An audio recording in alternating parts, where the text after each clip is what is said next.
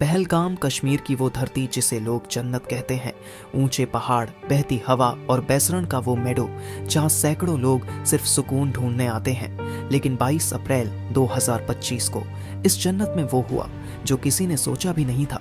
दोपहर 2:30, सब कुछ सामान्य था। यहाँ सैकड़ों लोग आए थे, कुछ हनीमून पर, कुछ अपने परिवार संग और कुछ तन्हाई में सुकून ढूंढते हुए। सब इस वादी की शांति में खोए हुए थे, पर शायद किसी को अंदाजा नहीं था कि इस जन्नत की चुप्पी कुछ ही पलों में चीखों में बदलने वाली है। अचानक से 3 आतंकवादी जंगल से निकलते हैं, सेना की वर्दी में, हथियारों से लैस, AK-47, हैंड ग्रेनेड और पूरी प्लानिंग के साथ। सूत्रों के अनुसार ये आतंकी TRF द रेजिस्टेंस फ्रंट के सदस्य थे, जो लश्कर-ए-तैयबा से जुड़ा संगठन है। उन्होंने सेना की वर्दी पहन रखी थी ताकि भ्रम फैलाया जा सके। आते ही उन्होंने गोलियां चलानी शुरू कर दी।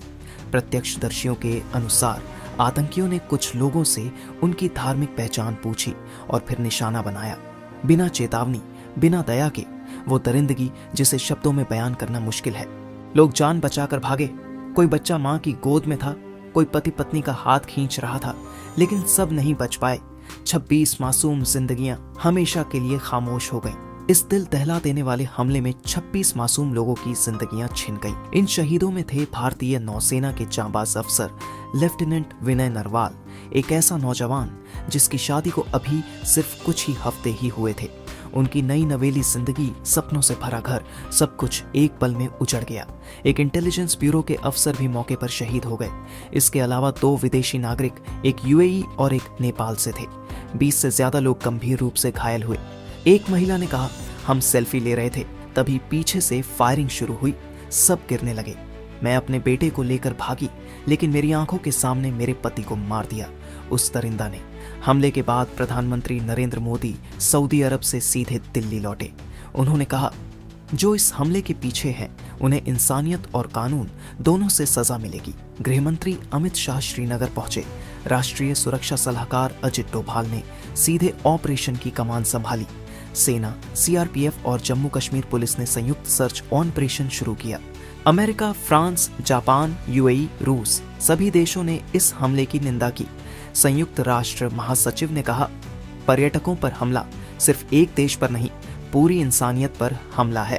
पहलगाम की सड़कों पर सन्नाटा है। टैक्सी ड्राइवर, होटल मालिक, शॉपकीपर सब सहमे हुए हैं।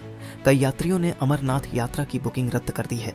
एक लोकल गाइड ने कहा, ये सिर्फ टूरिज्म का नुकसान नहीं, हमारा हौसला भी टूटा है। हर गोली सिर्फ एक शरीर नहीं गिराती, वो पूरे परिवार को तोड़ देती है। लेकिन भारत न पहले झुका है, न अब झुकेगा।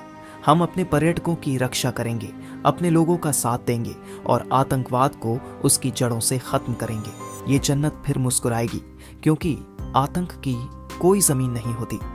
अगर इस घटना ने आपको भी झकझोर दिया है तो इस वीडियो को शेयर कीजिए, ताकि हर कोई जाने आतंकवाद का चेहरा कितना डरावना है और इंसानियत कितनी कीमती। मिस्टर एनिमेशन को सब्सक्राइब करें। सच दिखाने की हमारी कोशिश में हमारा साथ दें।